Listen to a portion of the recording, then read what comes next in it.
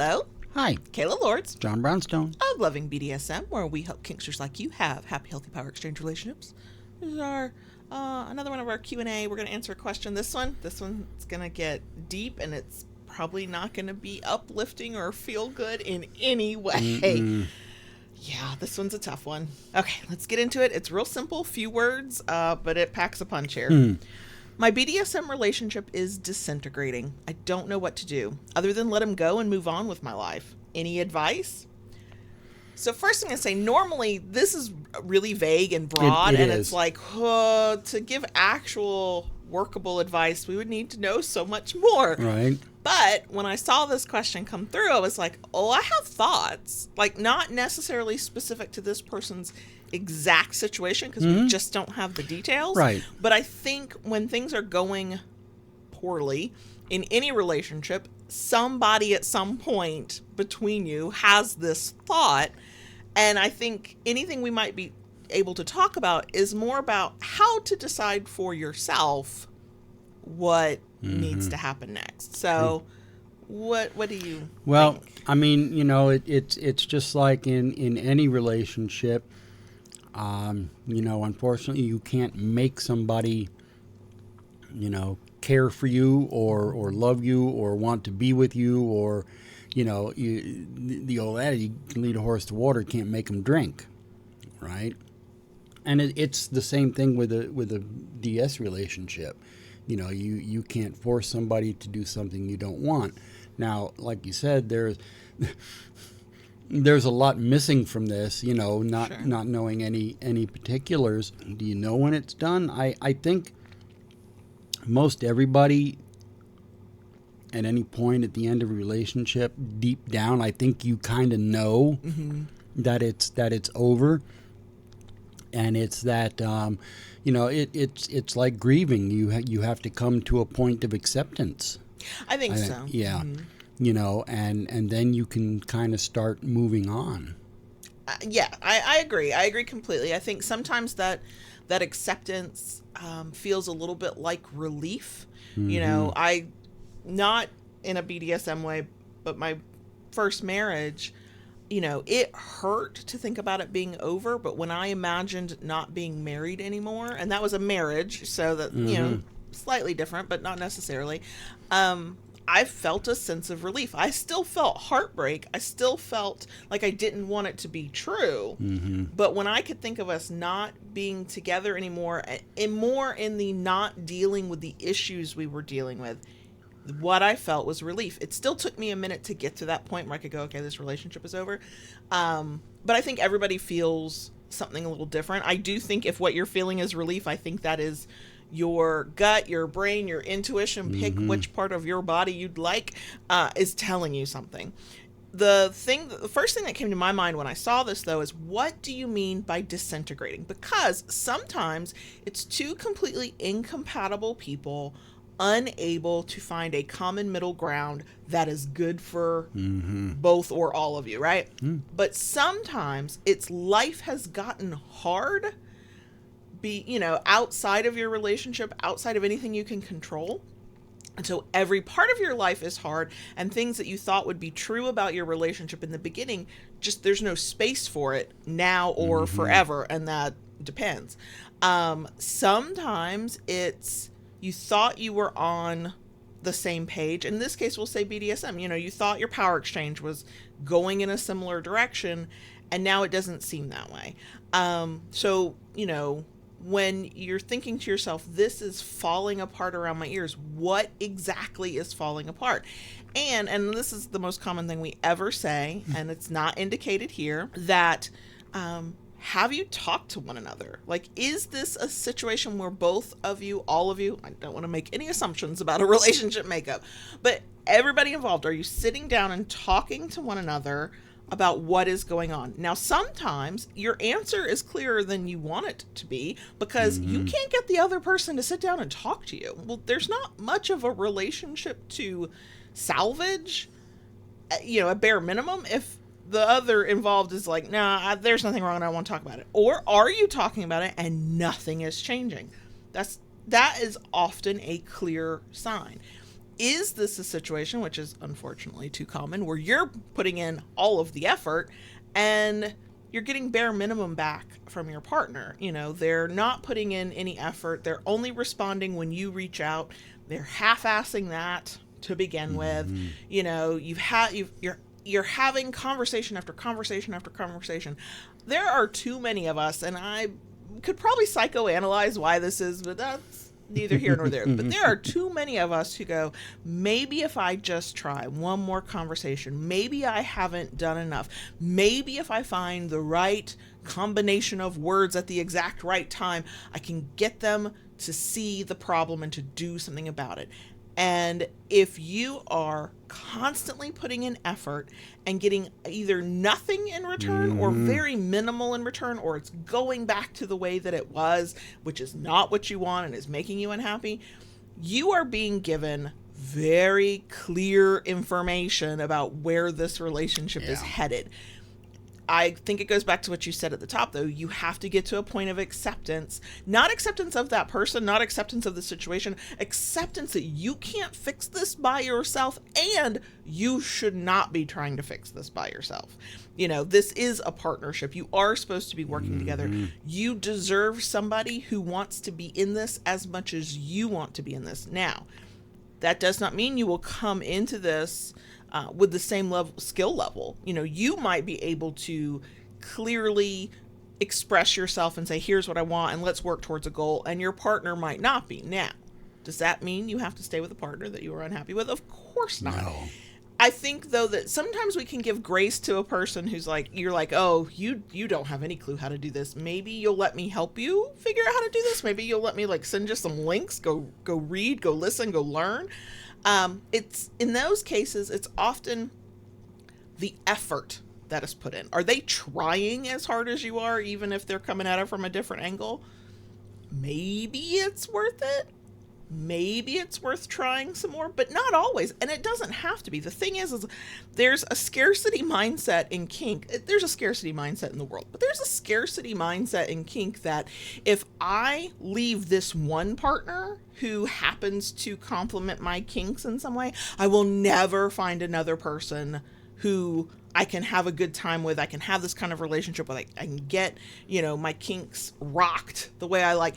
And I'm not saying that it's not difficult sometimes to find a compatible partner, but when we're in that mindset of this is all I'll ever get, I better hold on to it, we'll stay where we don't need to be for much too long. And so then when we're miserable, so yeah, you got the partner and you can say, hey, this is the dom to my sub, the sub to my dom, the switch to my, like whatever, right? You can say you have them, but you spend all of your time and energy trying to put together a relationship that can't hold its form because the other person is not participating in the same way and doesn't have the same desires, drive, wants, needs that you do. Sometimes it's an incompatibility, and too many will stay in a bad relationship because they think they'll never get this anywhere else. Right. And I get the luxury and the privilege of coming at it from a very healthy, a very happy, a very satisfied 90% of the time. I think we're satisfied with everything, right? Yeah.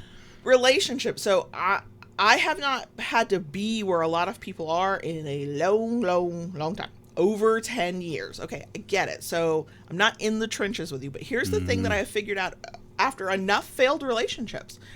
I would rather be alone than be miserable and work really hard for somebody who's not working really hard for me. There's a lot of truth to that. Mm-hmm. And that's any flavor of relationship. Mm-hmm. I want to be with somebody that puts in the effort and wants to be there with me. I don't need a partner. I want a partner. Now, there comes a point, especially in power exchange, where you absolutely will feel like you need that person, because I'm not as much of a submissive if I don't have my daddy dom, right? Like, I am submissive, but I'm not expressing it very much if he's not there. Yes, is absolutely true. But I don't have to twist myself into knots to try to keep a relationship going, nor am I doing all of the work on my own. We are in this together. Yeah. And when one of us falters, the other one picks up the slack, drags us along until we're back in sort of back in the groove again. Right. And I think too many people will settle for much less than they deserve. So they're not alone, so that they can say they're in a kink relationship, because at one point it was good. Oh, another lesson I had to learn in relationships. Sometimes, some of us, I have been this way in the past. We fall in love with potential, not actual. I spent a 12-year relationship going, but I know he's capable.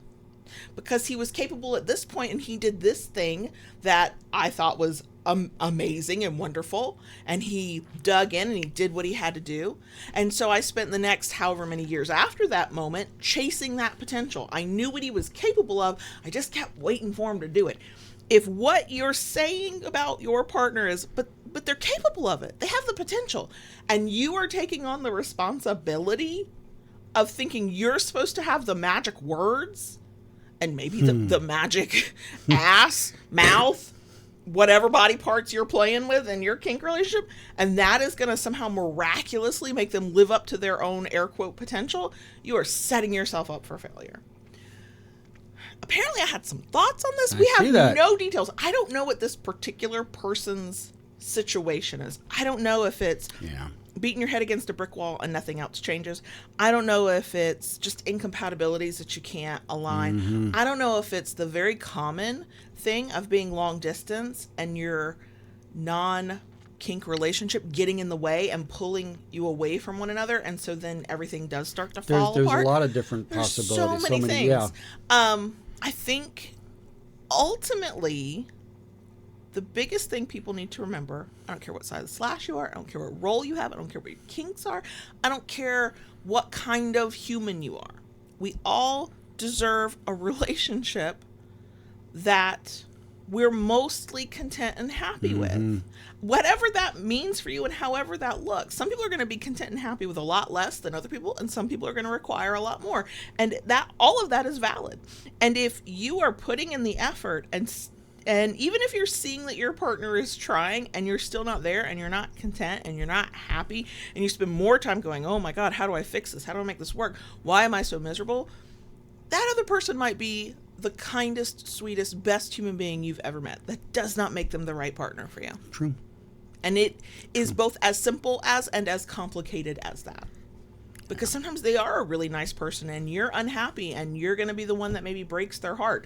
Temporarily, I think all of us want to be somewhere where we're valued and we, are with a person who wants to be with us. So yeah, temporarily you break their heart maybe. Maybe that's what you do. And they are sad and upset. They are a grown-ass adult and will work through that in their own way on their own time. And they may find, after that, they may find the partner that is perfect for them and that they are the happiest they've ever been. Well, and at the same time, you might too. So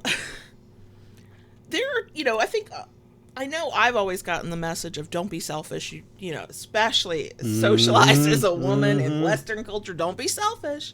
Think of the others. Think of other people. Think of the people you care about. Take care of them. And too many of us do that to our own fucking detriment. Yes. And that was something listening to you talk and things you're saying, that was something that had come to my mind.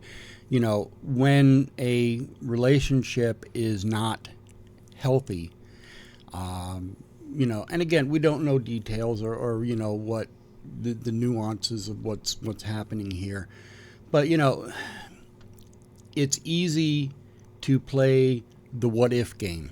What if I did this? What if I did that? What if this was different?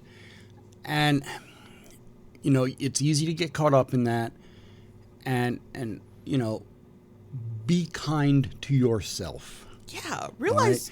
Right? I mean, what she says about being selfish.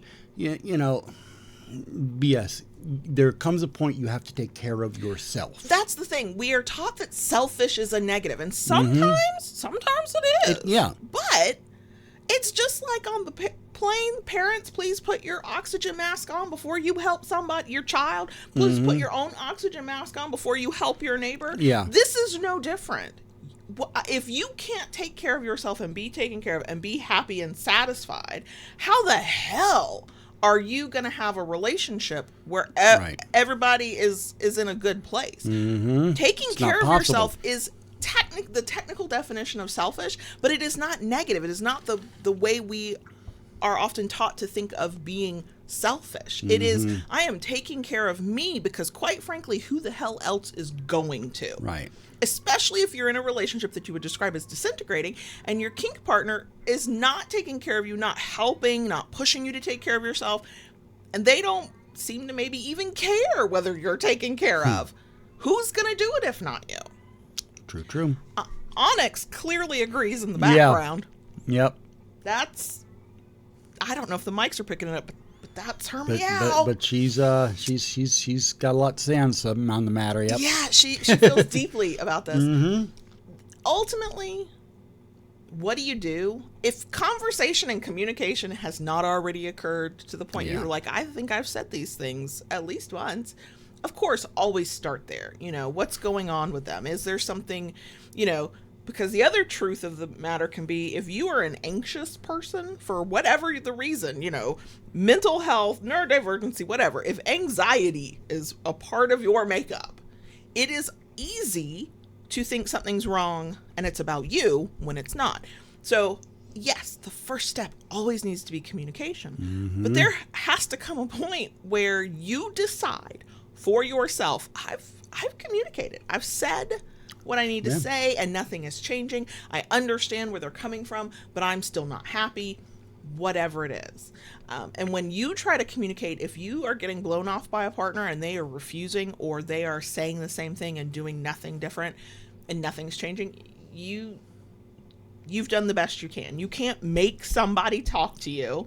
You can't make somebody change. You can't make somebody agree with your point and internalize that agreement, right? Like you can't enforce any of that.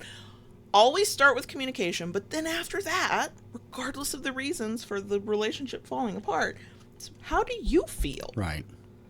Are you happy? Are you content? Do you want to keep having this fight for the next however long, right? And I hope that more people will say to themselves, no, I don't want to. I don't want to do this. Yeah. And I don't think I'm the type, and I've done this with every relationship I've ever had that did not succeed. I will push for repair and push for communication and a fix probably longer than I air quote ought to, but it's so that when it's done, I know that I'm comfortable that I did what I could do. Everybody's threshold for how much that's going to be and how long they're willing to go is different. Yeah. That's okay too. Okay. If you tried twice and you're like, done, that's valid. If you tried like me 11 million times before you could say, woo, done, that's also fine. Yeah. But I think it goes back to what you said at the top. You find your way to acceptance. Now, and acceptance doesn't mean your heart's not broken. It doesn't mean that you're not sad. It just means that you're like, I don't want to keep fighting this. Right. You know, and really listen to those little feelings. Like if you feel a sense of relief at the idea that this might be over, there's some truth there. You got to pay attention to that. That speaks volumes in and of itself then. Yeah. Exactly. Yep. So yeah, what, are you good? Any final thoughts? Okay, so if you've got experience with this, thoughts on this, I think anybody who's ever been through a breakup, a broken heart, the ending of a bad relationship has our thoughts and experiences on this. Please feel free to share those in the comments below. Maybe we can all help each other a little bit. If you enjoyed this, it's not exactly the most uplifting. We love a thumbs up. If you like it enough that you want to come back for more, please consider subscribing. And if you go that far, just go ahead and ring that notification bell to get updates and new content. Just do what Dottie says. It's for the best. It's often easier. Just take it from me. And if you really like what we do, want to help us do more of it, you can join us on Patreon. You get access to a Discord server. What are words? I don't know.